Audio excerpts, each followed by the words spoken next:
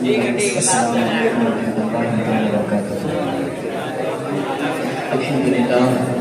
الحمد للہ رب العالمین والعاقبۃ للمتقین والصلاة والسلام علی سید المرسلین، اما بعد فاعوذ باللہ من الشیطان الرجیم وبرکاتہ، بسم اللہ الرحمن الرحیم۔ انما یخشی اللہ من عباده العلماء، صدق اللہ العلی العظیم وصدق رسولہ النبی الامین المتین المبین الکریم، ونحن على ذلك من الشاهدين والشاكرين والحمد لله رب العالمين۔ غوث اعظم ممن گے سرو ساما مدد، قبلہ دی مدد کعبہ ایمان مدد، ازکے صدر الافاضل شیخ من بدر منیر، کیجئے امداد ہم سب کی یا غوث اعظم دستغیر۔ صلی علی نبینا صلی علی محمد، صلی علی شفیعنا صلی علی محمد، منع علینا ربنا اذ بعث محمدا، أيده بأيده أيدنا بأحمدا، أرسله مبشرا أرسله ممجدا، صلوا عليه دائما صلوا عليه سلما، اللهم صل على سيدنا شفيعنا حبيبنا مولانا محمد محمد الجود والكرم وآله وآله وسلم، صلوا عليه والسلام عليك يا رسول الله صلى الله عليه وسلم۔ ابھی میں نے خطبہ مسنہ کے بعد جس آیت کریمہ کی تلاوت کرنے کا شرف حاصل کیا، اللہ تبارک و تعالیٰ قرآن مقدس میں ارشاد فرماتا ہے انما یخشی اللہ من عبادہ العلماء۔ آج میری تقریر کا عنوان فاضل بریلوی رحمۃ اللہ علیہ پر رد بدعت و منکرات۔ شاعر فرماتا ہے وادی رضا کی کوہ ہمالا رضا کا ہے،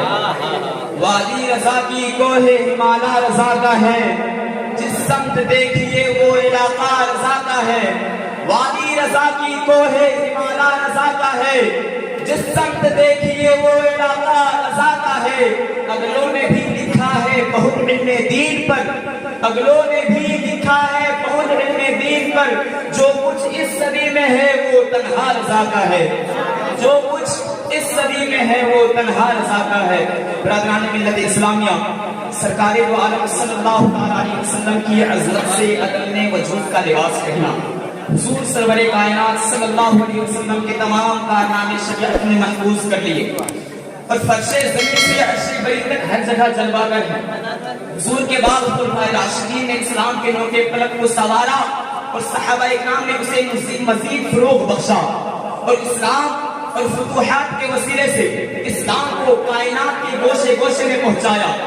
اور جب بھی اسلام کو جس چیز کی ضرورت محسوس ہوئی ہے، من جانب اللہ جلال اس کا خوبصورت تدارک کیا گیا۔ اس معاملے میں حدیث شریف کا ضابطہ یہ ہے، اس کے راوی مشہور صحابی حضرت ابو ہریرہ رضی اللہ تعالی عنہ عن رسول اللہ صلی اللہ علیہ وسلم قال ان اللہ عز وجل یبعث لهذه الامه على راس كل سنه من يجدد لها دينها۔ مشکات شریف روایت ابو داؤد کی حدیث کا مطلب یہ ہے یقیناً اللہ رب الجلال اس امت کے لیے ہر 100 برس پر مجدد بھیجتا رہے گا، جن کی بدولت دین تازہ ہوتا رہے گا، اور الحمدللہ ہر صدی پر مجدد کا ظہور ہوتا رہا ہے اور آئندہ بھی ہوتا رہے گا، جن کا کام سنت رسول صلی اللہ علیہ وسلم کے مٹے ہوئے نقوش کو زندہ کرنا۔ برادران ملت اسلامیہ، میں آپ کو اس تاریخ کی بات بتاؤں جو اعلیٰ حضرت امام احمد رضا فاضل بریلوی علیہ رحمت و رضوان اس خاکدارے کی قیمت تشریف نہیں لائے تھے۔ اس وقت کا ماحول کیا تھا؟ جب اسلامی ماحول دیگر وہ تھا، جب ناموس رسالت پر یلغار ہو رہی تھی، جب درود و فاتحہ کو حرام کہا جا رہا تھا، جب زیارت قبور کو شرک تصور کیا جا رہا تھا، جب احسان ثواب کو بدعت کا غلط جامہ پہنایا جا رہا تھا، جو اللہ تبارک و تعالیٰ کو معاذ اللہ جھوٹا کہا جا رہا تھا، جب حضور صلی اللہ علیہ وسلم کو جماعت میں زیادہ ذلیل کیا جا رہا تھا، جب فضائل رسول پر مشتمل آیات کا غلط مطلب سمجھایا جا رہا تھا، جب اسلام کو زندہ رکھنے والے اولیاء کرام پر بیجا حملہ ہو رہا تھا، جب سنی مسلمانوں کو مشرک اور بدعتی کہا جا رہا تھا، اس اندوہناک دور میں، اس پرفتن ماحول میں اللہ رب الجلال نے اپنا خاص فضل و کرم فرمایا۔ حضور علیہ السلام کے تبلیغ مجدد اہل ثانی اعلیٰ حضرت امام احمد رضا کو تجمیلی منصب کی کرسی پر بٹھا بریلی کی سرزمین پر ظہور فرمایا۔ مجدد اہل ثانی 14ویں صدی کے مجدد اپنی چٹائی پر بیٹھ کر تلوار نہیں چلائی بلکہ عشق رسول کا قلم چلایا ہے۔ میرے رضا نے بلند کا استعمال نہیں کیا بلکہ امام اعظم ابو حنیفہ کے جذبۂ طبقہ پیش کیا ہے۔ میرے امام اپنا تعلق کا سہارا نہیں لیا بلکہ غوث اعظم کی محبتوں کا سہارا لیا ہے. میرے امام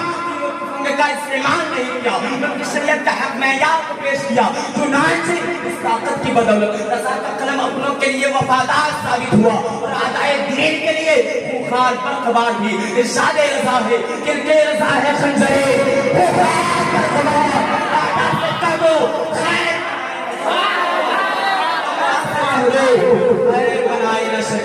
معزز سامعین کرام آپ اعلیٰ تاریخ رحمت الرضوان کی تاریخ کا مطالعہ کریں تو پتا چلے گا کہ دنیا سنیت پر بہت بڑا احسان ہے اعلیٰ حضرت کا. اسی دارگیتی پر جب بے بندیت کی کالی گھٹا عالم اسلام میں پھیل رہی تھی, جب وہ حقیقت کی تیز آندھی عالم اسلام کو اپنی لپیٹ میں لے رہی تھی, جب نجدیت اپنا دامن وسیع کر رہی تھی, جب دشمنان رسول مصطفیٰ کو بجھانے کے در پہ تھی, جب مسلم نما بھیڑیا مصطفیٰ کو مٹانے کے لیے کمر بستہ تھی, جب دشمنان رسول مصطفیٰ کو مٹانے کے لیے کمر بستہ تھی, گمراہیت پھیل رہی تھی, جب اہل غیب مصطفیٰ پر انگلیاں اٹھائی جا رہی تھی, جب تحفظ نامت سے رسالت پر حملہ ہو رہا تھا, جب نبوت مصطفیٰ کو جھٹلایا جا رہا تھا, اللہ اور اس کے رسول کی شان میں توہین کی جا رہی تھی, اللہ اور اس کے رسول کی شان میں توہین کی جا رہی تھی.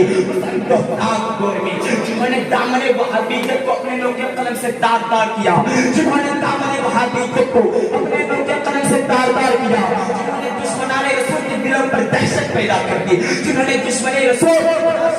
کے مابین خط امتیاز کھینچا, جنہوں نے سرمۂ عشق آنکھوں میں پہنا دیا. وہ ذات کوئی عام ذات نہیں تھی, وہ شخصیت کوئی عام شخصیت نہیں تھی, وہ بچہ کوئی عام بچہ نہیں تھا, وہ انسان کوئی عام انسان نہیں تھا, وہ عالم بھی تھا, وہ فاضل بھی تھا, وہ قاضی بھی تھا, وہ فقیہ بھی تھا, وہ مجدد بھی تھا, وہ محدث بھی تھا, وہ مفسر بھی تھا, وہ مدبر بھی تھا, وہ ملک تاریخ کے مطابق 6 جون 10 شوال المکرم 1272 ہجری 1856 عیسوی کو مولانا تقی علی خان کے پیٹ سے چہرے پر ایک شریف کو پھاڑ کر جو بچہ نکلا ہے اسی کو دنیا امام احمد رضا خان